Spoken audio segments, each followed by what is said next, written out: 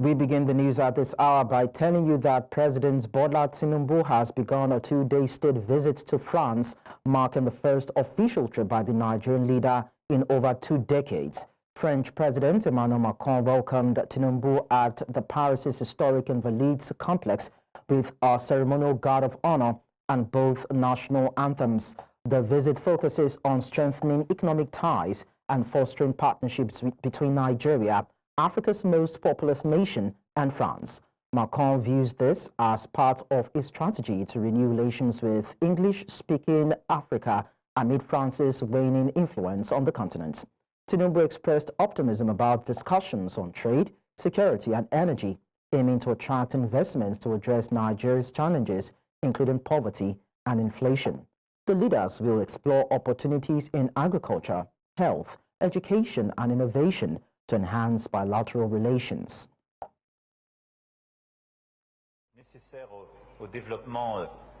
Nigerian business is so important, and trade and investment has been integral to this partnership.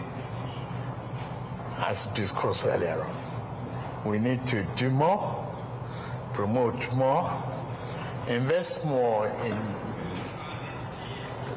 very important areas. Food security is one of them. We cannot but invest in one another's economy. As Nigerian financial sector is involving in the France environment. Thank you for creating the conducive environment for them to flourish, and we are creating the same grant for investment in Nigeria economy for the French nationality. In the area of food security, it is a must. An hungry population is an unrestful population. And we owe it a responsibility by all of us to put together a food security program for private sector investors to come in, invest, with the risk, the fears that they may have. We've been working on stabilizing the security system in Nigeria, and we are getting closer and closer. We now head to the Parliament, where the Senate has begun debating 4 key tax reform bills submitted by President Bola Tinubu in October. Following a closed-door session, Senate leader Opeyemi Bamidele led discussions on the bills aimed at overhauling Nigeria's tax framework. The proposed laws include the Nigeria Tax Bill 2024, the Tax Administration Bill, the Nigeria Revenue Service Establishment Bill, and the Joint Revenue Board Establishment Bill. These bills seek to modernize tax systems, streamline administrations, and address disputes. Key economic team members, including Taiwo Yedele and Zacchaeus Adidiji, were present to brief lawmakers on the reform's objectives. The proposed changes are expected to strengthen revenue collection and improve Nigeria's fiscal policies. Similarly, the House of Representatives is holding a closed-door session to deliberate on President Bola Tinubu's proposed tax reform bills. The 4 bills sent on September 3, 2024 include the Nigeria Tax Bill 2024, aimed at providing a fiscal framework for taxation, and the Tax Administration Bill designed to streamline legal processes and reduce tax disputes. Other proposals include the Nigeria Revenue Service Establishment Bill, replacing the Federal Inland Revenue Service Act, and the Joint Revenue Board Establishment Bill, which introduces a tax tribunal and ombudsman. According to the reports, the meeting aims to build consensus and ease concerns about the reforms, which are intended to strengthen the economy. Now let's talk about humanitarian effort plans. In an effort to address the ongoing displacement crisis in northeastern Nigeria, the federal government, in collaboration with the Borno state government, has announced plans to repatriate Nigerian refugees currently living in Chad Niger, and other neighboring regions. This initiative was reviewed during a visit by the Minister of Humanitarian Affairs and Poverty Reduction, Professor Nantawe Yiltawada, to Maiduguri, where he met with key government officials and humanitarian stakeholders. News Central's Omar Karawa completes the reports. This is Ngubwa community in Chad Republic, where many Nigerians take refuge after years of displacement from their communities. We want to go back is what some of the refugees who spoke to News Central expressed. The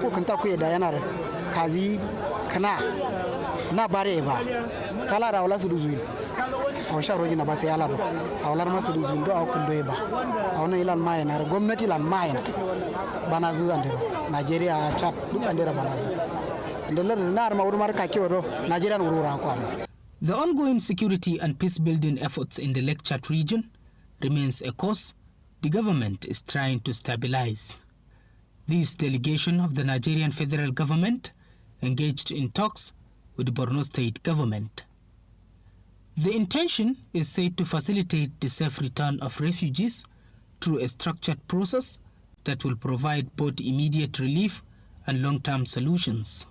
We are developing the humanitarian response plan of Nigeria, and I want to make sure that I mainstream Borno State, which is the mainstay where we have humanitarian crisis in Nigeria.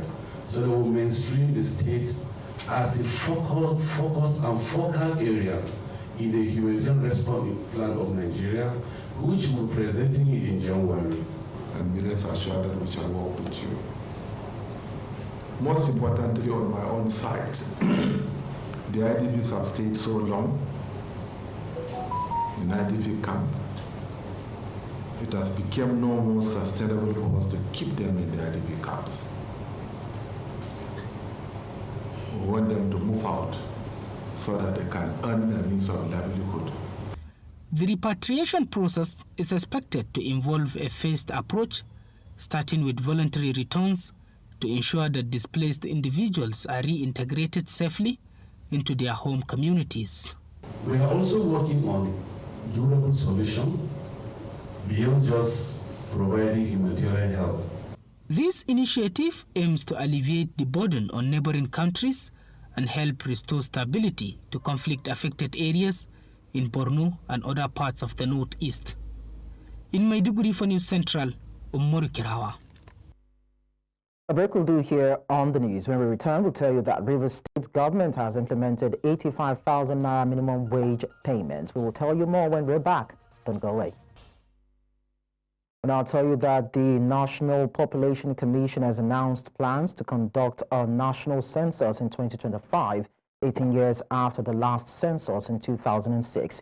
Chairman Nasir Kwara stated that the delay in conducting the census has hindered informed decision-making and effective resource allocation.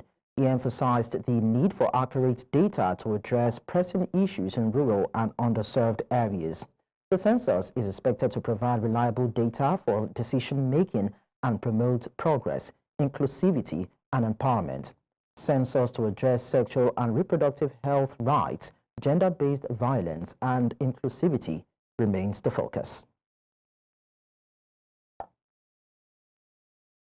Away from that, the Nigeria Police Force says that its decision to dismiss Police Inspector Edith Uduma, attached to the Edo State Police Command, for alleged complicity and misconduct in connection with the attempted rape of a 17-year-old female suspect by one of its officers attached to the State Command, is justified. The force's public relations officer, Olumuyiwa Adejobi, says that Uduma's dismissal followed an investigation that revealed she had witnessed the alleged rape attempt but refused to report the incidents. He says that she allegedly tried to exploit the situation to blackmail and extort money from the officer, who is currently facing trial.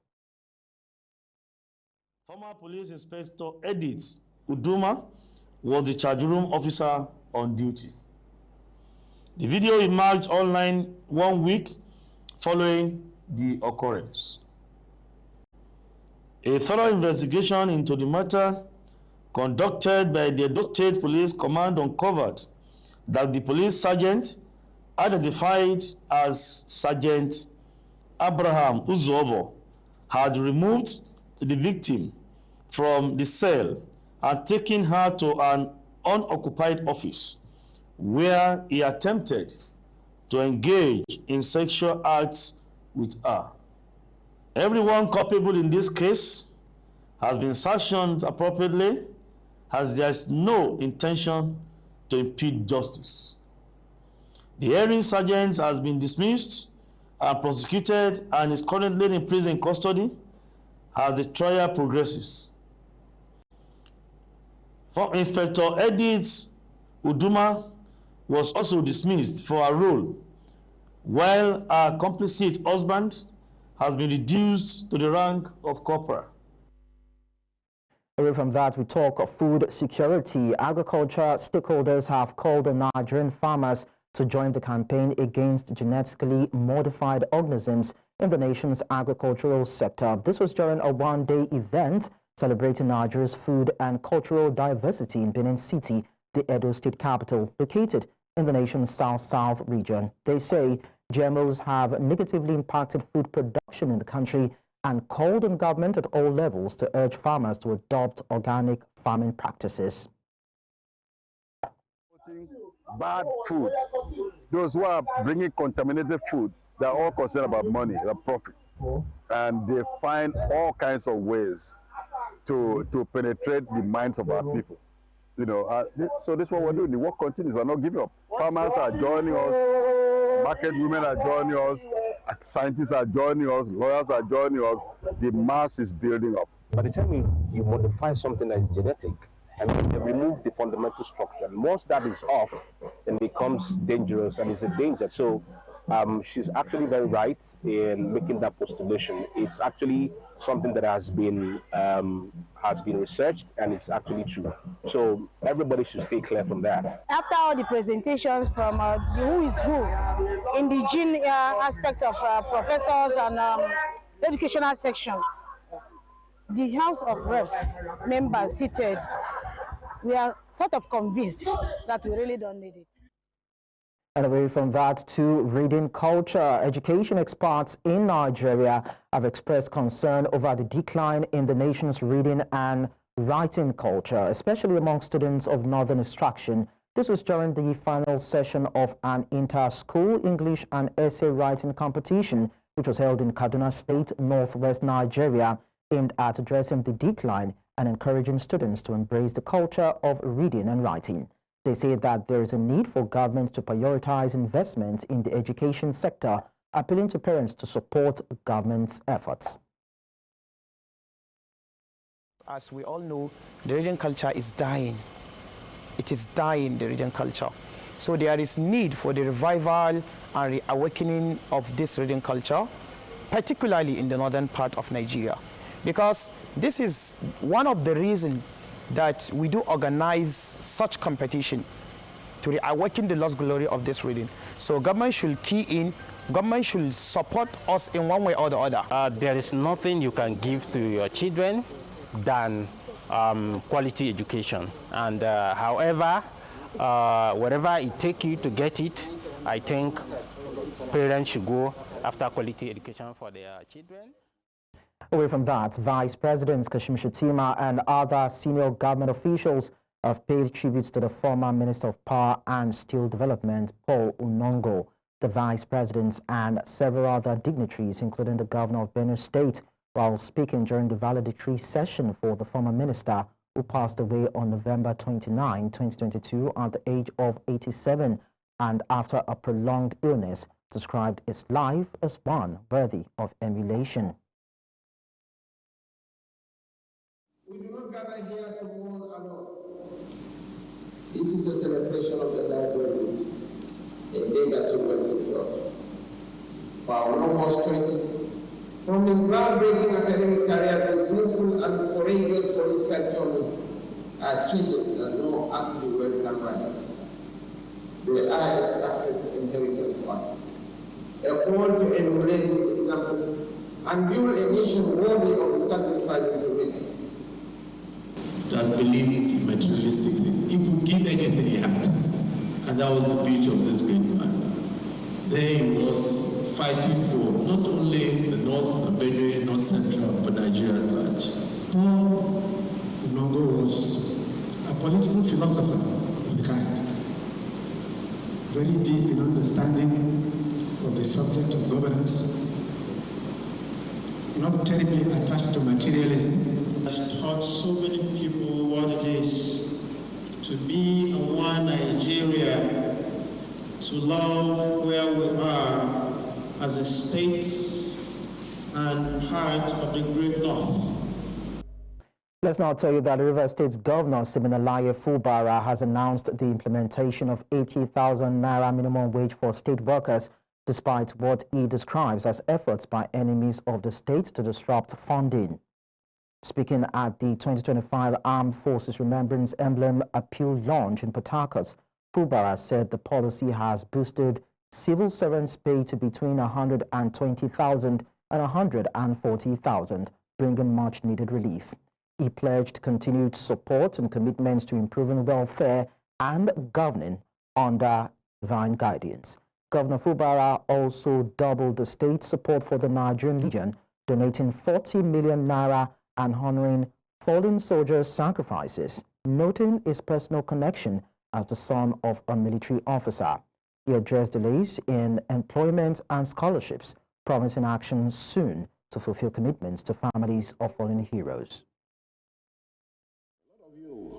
That are here, I know you've been hearing one thing or the other.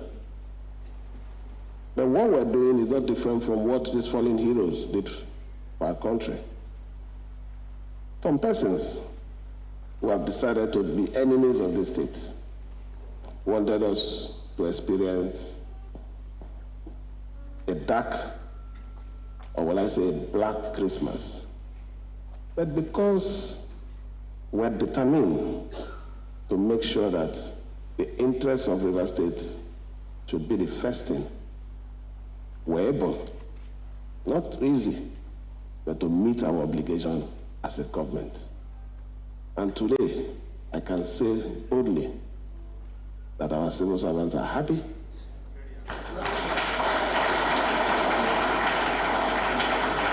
Even in the face of all the propaganda that my location fell inside one bridge.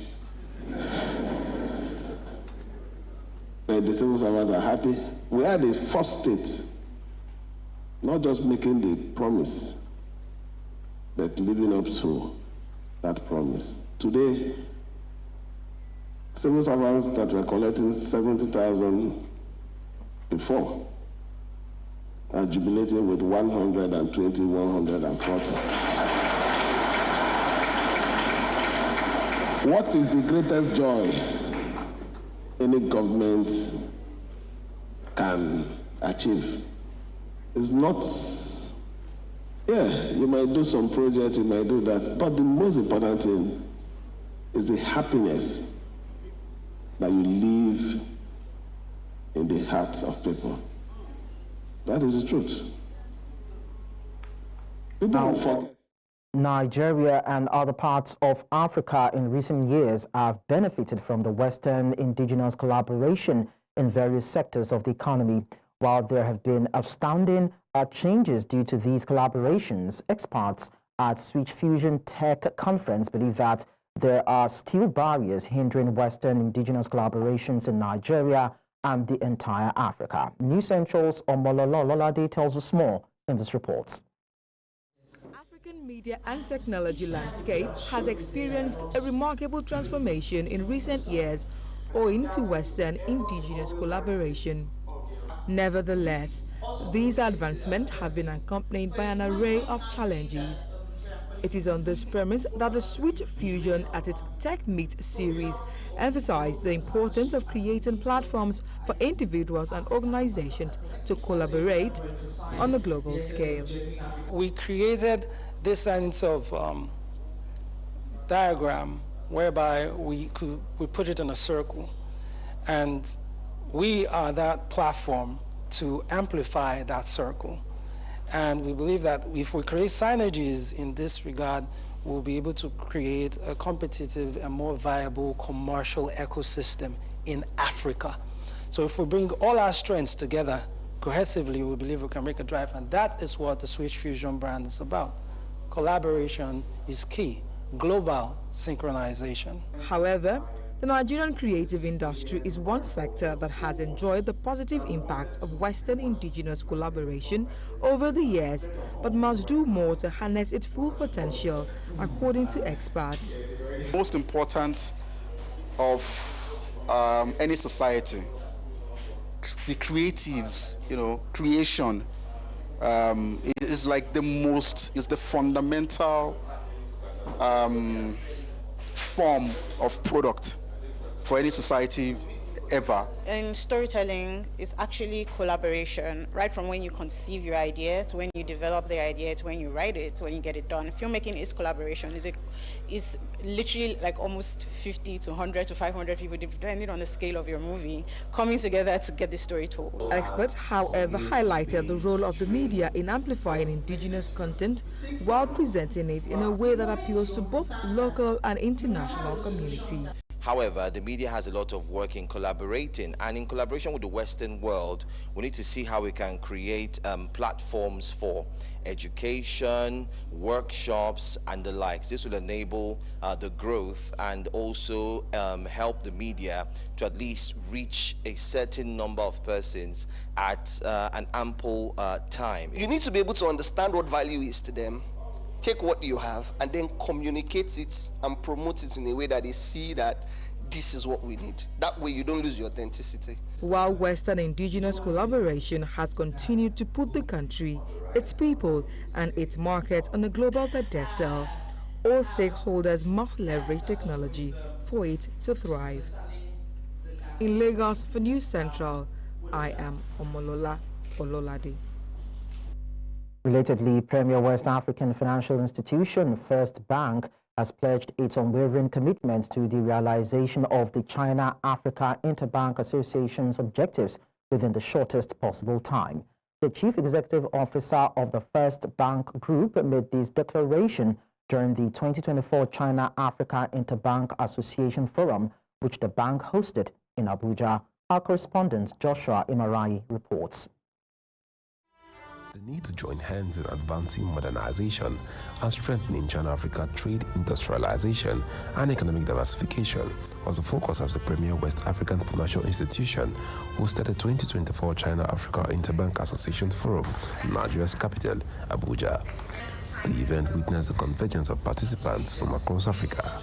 Speaking at the event, stakeholders said that the forum will seek stronger partnership for the betterment of Africa and China. This is just an evidence or confirmation of strengthened partnership between Nigeria and China. China is the biggest trading partner with Nigeria, and for many African countries. So you can see participants from across Africa that are here, and so this partnership will be strengthened in such a way that it will be a win-win for both Nigeria and China. Undoubtedly, China is Africa's largest trading partner, so it's important that the relationships between financial institutions also are deepened and also increase and develop at a much bigger and deeper pace. The Vice President of the China Development Bank says that through the bank's cooperation with Africa, several disbursements have been made available thus far. So far, a total of $3 billion have been disbursed, covering 33 African countries, and they created 270,000 for local African jobs.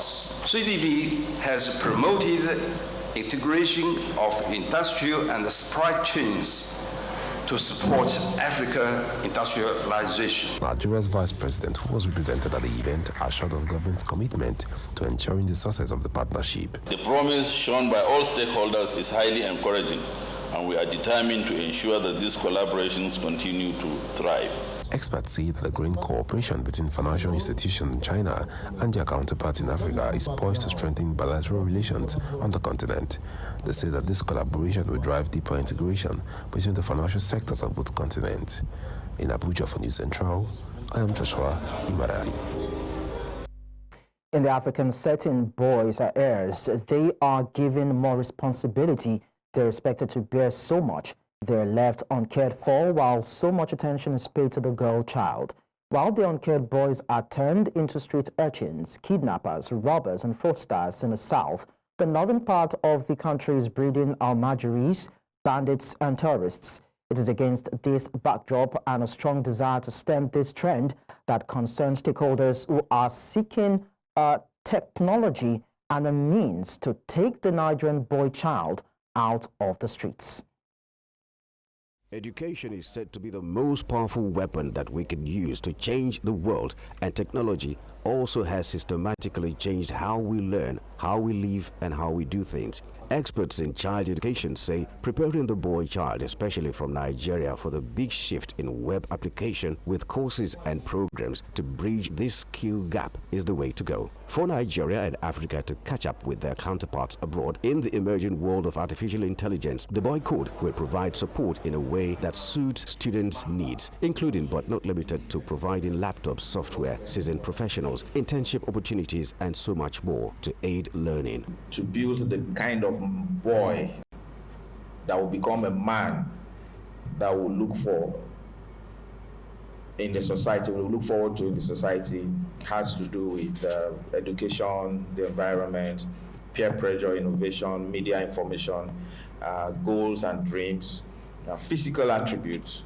the empowerment that they get, the mentorship that they get. We need to install a new software for our boys now so that when the hardware of life comes, they can upgrade always. Non-governmental organizations have a big role to play here, with focus on alleviating poverty and educating children across Africa. For these folks, upskilling empowerment aimed at equipping young boys across the continent between the ages of 13 and 20 with tech skills like robotics, web designing, graphics, blockchain education, and other relevant technical skills will go a long way to achieve Nigeria and the continent's tech goals. Boy Code is an intentional commitment to begin to install in the consciousness of our environment and the world at large the idea that boys do have a right to a level of attention, resources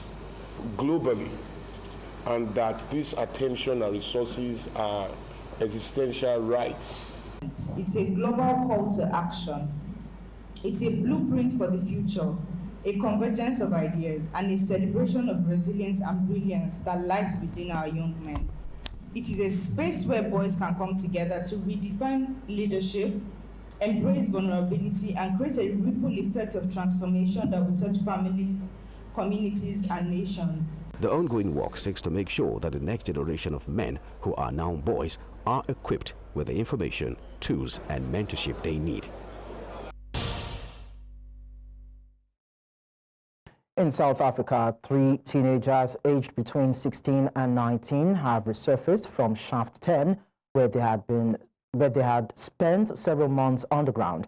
According to the teenagers, while they managed to make their way to safety, they said that more illegal miners are still trapped underground. Meanwhile, at least 300 illegal miners appeared at Stilfontein Magistrate Court today on charges of trespassing and illegal activities in the country.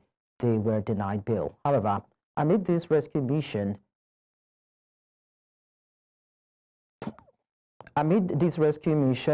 there's a need to find solution and a way to see how those who have been trapped will be rescued. His Entrance Bongani Siziba joins me now to give us more details. Bongani, it's nice to know that you're there. I'd like you to give us a situation of the things over there, right there in Stilfontein. Yes, Likon, good evening, and also good evening to our viewers. These 3 teenagers that are aged between 16 and 19, AIDS to 96 teenagers that we know so far that have come out of these illegal mines. Some of them were taken to the Department of Social Welfare just to be taken care of because they are minors. But what we know is that these illegal miners continue to come out from shaft number 10. Just to give it a little bit of background, shaft number 10 is the one that many of these illegal miners are coming from, but there is still shaft number 11 where more than thousands of these miners are still trapped, and there isn't any help that has been given to them. We know that the High Court of Pretoria earlier ruled that no aid, no food, no water should go down there, so they remain trapped. So these that are coming out, they are coming out from other mines, surrounding mines. But also, like you said, we know that today more than 300 illegal miners were in court, and they haven't been charged as such because nothing constitutes any charges now, but they were in court for trespassing. We understand that some of them were found with gold, so they are going to come back in court on the 22nd of January,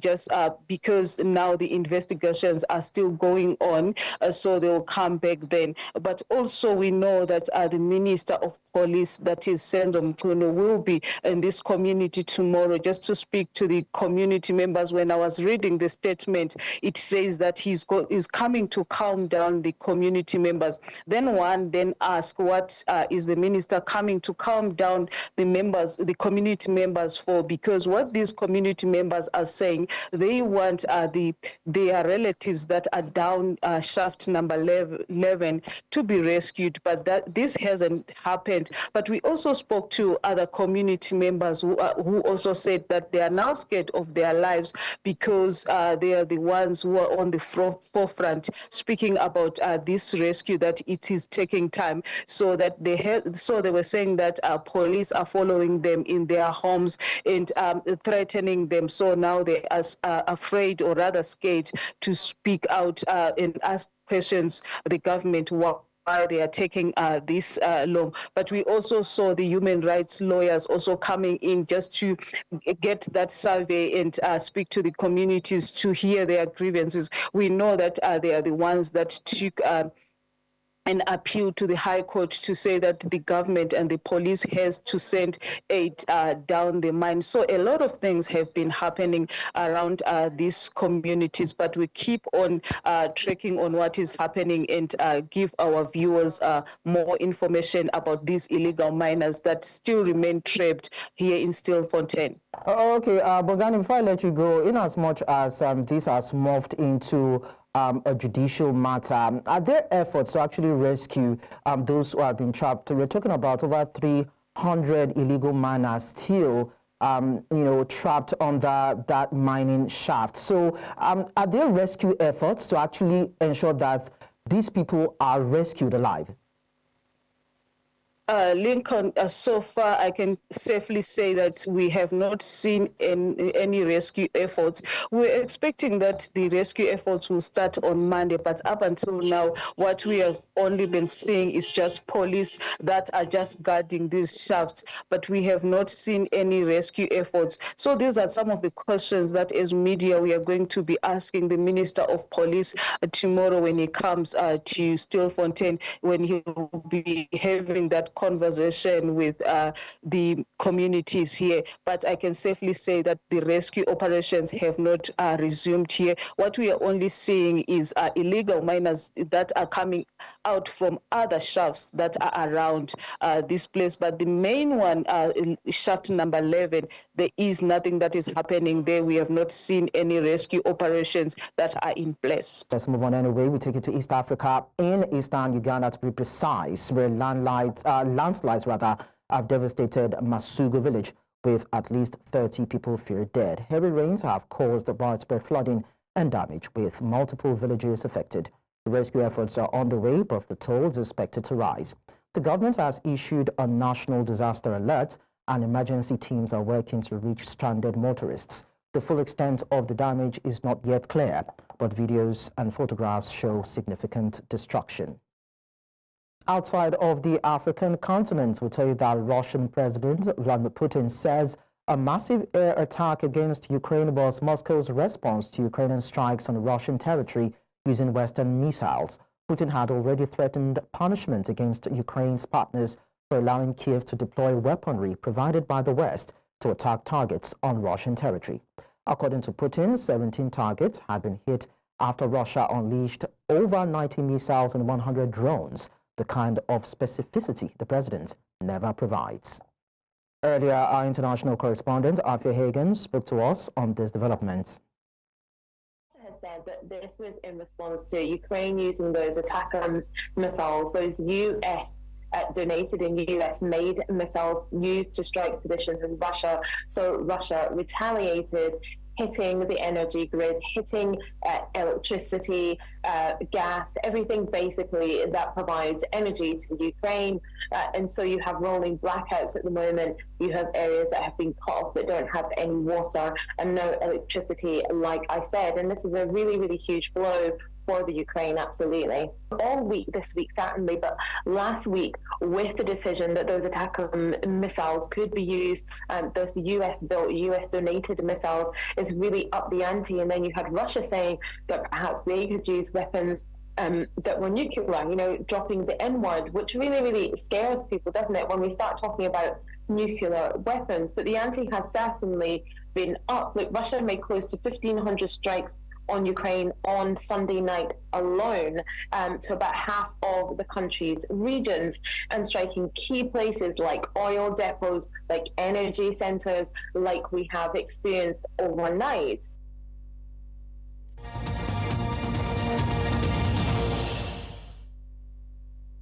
Talking business now, the 29th Conference of the Parties, called COP29 on climate change, held in Azerbaijan, concluded with mixed reactions. The conference left critical questions unanswered about the future of global climate action.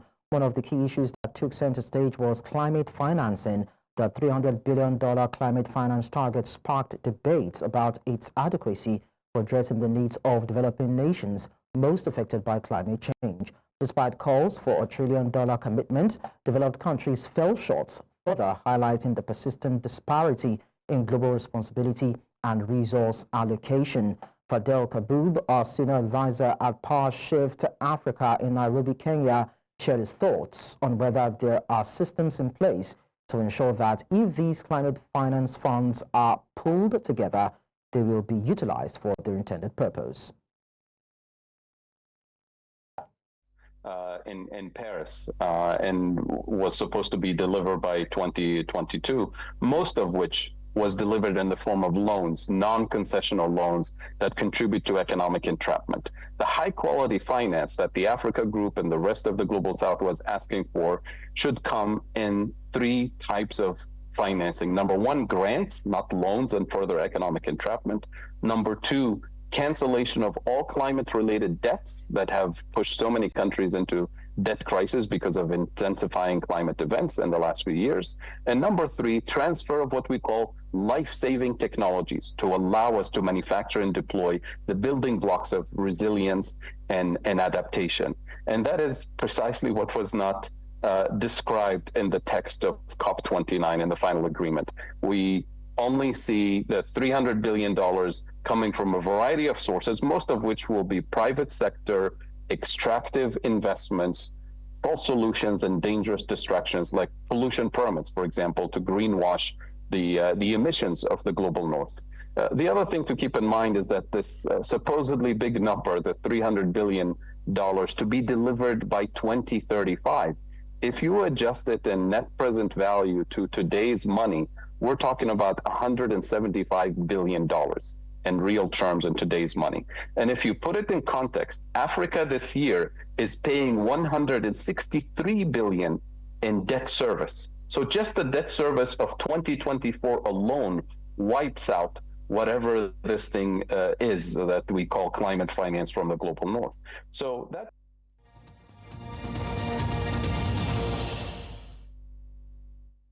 Bit of sports now. The Ghana Football Association will pause all football competitions after this weekend's matches to allow participants to vote in the December 7, 2024 general elections. The break, part of the 2024-2025 season calendar, affects the Ghana Premier League, Access Bank Division 1 League, Malta Guinness Women's Premier League, and other competitions. Matches include the FA Cup round of 64 and Malta Guinness Women's Premier League Match Day 6. Football will resume on the weekend of December 13, 2024. The GFA reminded clubs and match officials about the planned break and encouraged peaceful participation in the election process. The association wished Ghanaians a successful election and emphasized the importance of civic engagement. We also tell you that former Chelsea and England midfielder Frank Lampard has been appointed head coach of Championship club Coventry City on a 2.5-year contract. The 46-year-old takes over a team currently 17th in the Championship, just 2 points above the relegation zone. Lampard replaces Mark Robbins, who was dismissed earlier this month after 7 years in charge. This marks Lampard's 5th managerial role, following stints at Derby County, Chelsea and Everton. Since his last position as interim manager at Chelsea, which ended in May 2023, Lampard has primarily worked in the media. His first match in charge will be on Saturday at home against Cardiff City. The appointment is the first made by Sky Blues owner Doug King since his takeover in January 2023.